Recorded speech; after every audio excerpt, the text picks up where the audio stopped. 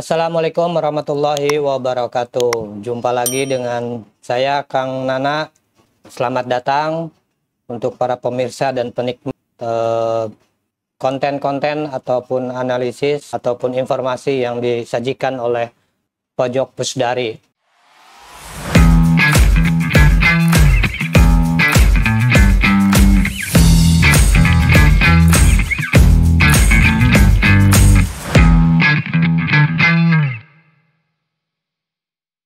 Kali ini saya akan sedikit mengulas atau membahas terkait pemilih muda di tahun 2024.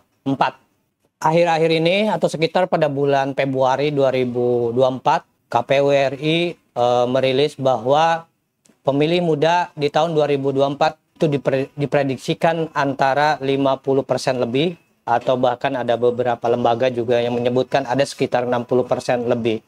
Dengan jumlah DPT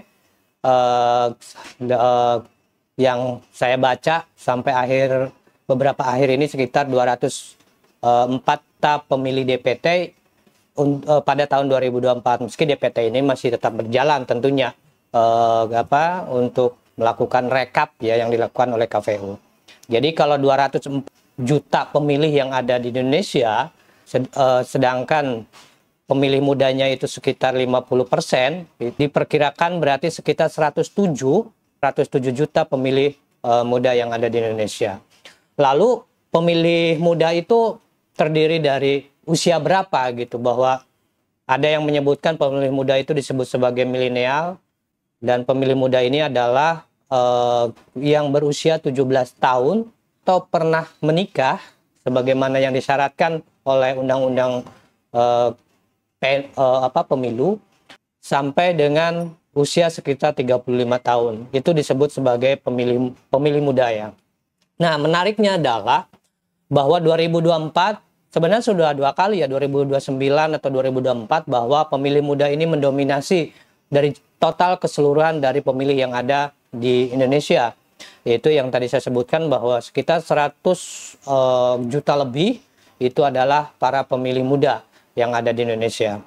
Nah, menariknya apa? Bahwa pemilu 2024 ternyata akan didominasi kembali oleh para pemilih muda. Nah, lalu bagaimana sih karakteristik pemilih muda itu gitu kan? Bahwa pemilih muda itu memiliki karakteristik mereka itu istilahnya dalam soal pilihan itu tentunya rasional. Terus yang kedua, mereka itu karakternya adalah pemilih muda itu suka dengan perubahan, mereka itu melek dengan teknologi dan internet gitu kan, dan juga bersifat kritis gitu ya. Nah, makanya pesan saya adalah bagaimana partai politik untuk mengakomodasi ataupun istilahnya itu merekrut para pemilih muda ini gitu, karena para pemilih muda ini adalah pemilih yang dominan gitu, kira-kira seperti itu. Banyak sebenarnya partai-partai politik yang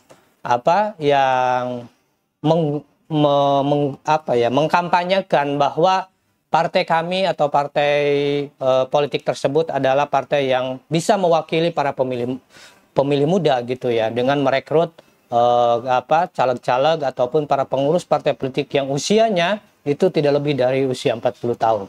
Namun faktanya adalah apakah pemilih muda ini mampu gitu kan untuk dijaring atau direkrut oleh partai-partai tersebut. Nyatanya adalah 2019 ada salah satu titik yang dianggap sangat representatif atau identik dengan para pemilih muda, namun di 2019 partai tersebut tidak lolos parlemen slot.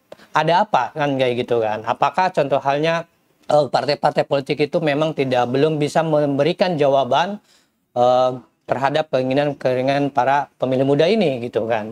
Tentunya ini harus menjadi catatan.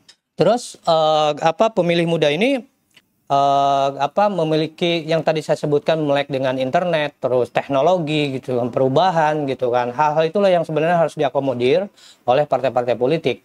Karena pada 2019 itu anggota DPR RI, ya ini anggota DPR RI yang lolos ke parlemen yang usianya di kategori pemilih muda, berjiwa muda lah, yang tadi saya sebutkan contohnya 17 tahun atau pernah menikah sampai dengan usia berapa itu 35 tahun itu hanya sekitar 3% dari total keseluruhan anggota DPR RI kan gitu.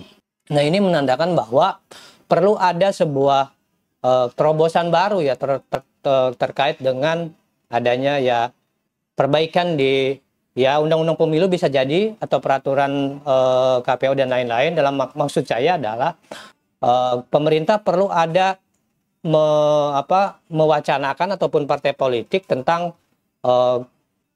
proporsional ya atau istilahnya itu keterwakilan untuk para muda gitu supaya mereka terlibat aktif dan juga berpartisipasi gitu dalam pemilu ini. Maksud saya adalah contoh halnya keterwakilan yang sudah kita ketahui, keterwakilan untuk perempuan adalah 30%. Contoh halnya ya 30% semua caleg gitu, semua caleg yang didaftarkan oleh partai politik itu harus ada keterwakilan perempuan, termasuk dalam hal struktur partai politik juga gitu. Nah ini perlu untuk mengakomodir gitu supaya nanti para anggota DPR RI itu terdiri anak-anak muda itu perlu ada ya, bagi saya perlu ada aturan gitu bahwa pemuda itu perlu diaturkan atau dibikin peraturan gitu. Contohnya yang tadi perempuan 30%, contohnya ya pemilih muda juga 30% contohnya kan. Nah itu Nah jadi ini yang perlu ditangkap sebenarnya oleh para partai politik ya yang punya kewenangan dalam hal ini gitu kan dan nanti ya tentunya diinstruksikan kepada anggota DPR RI gitu. Dan juga untuk menjaring perilaku pemilih muda ini tentunya partai politik itu harus memberikan ya program-program contoh halnya gitu kan program-program partai politik yang memang itu sangat diminati atau digemari oleh oleh anak muda. Itu yang pertama. Yang kedua, partai politik juga harus punya isu yang akan mengangkat gitu kan, yang mengangkat tentang keinginan para pemuda itu sehingga para pemilih muda ini mereka tertarik untuk milih partai tersebut gitu kan.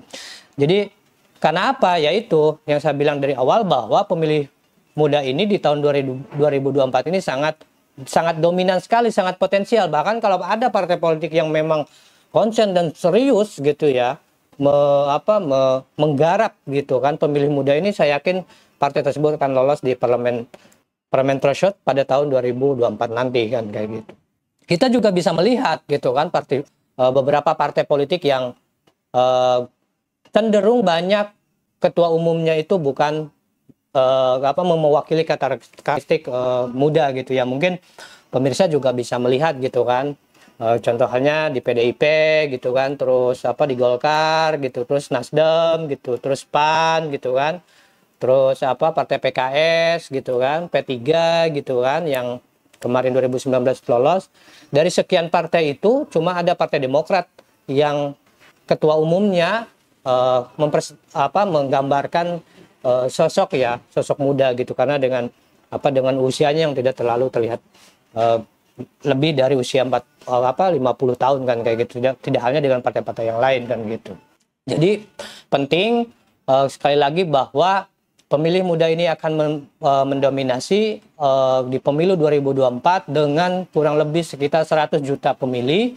Itu yang pertama yang jadi catatannya. Yang kedua adalah partai politik perlu membuat sebuah isu gitu atau tawaran ya kepada pemilih muda terkait isu apa yang akan mereka angkat untuk menjaring gitu kan aspirasi dan keinginan para pemuda sehingga nantinya mereka akan lolos di pemilu 2024 nanti.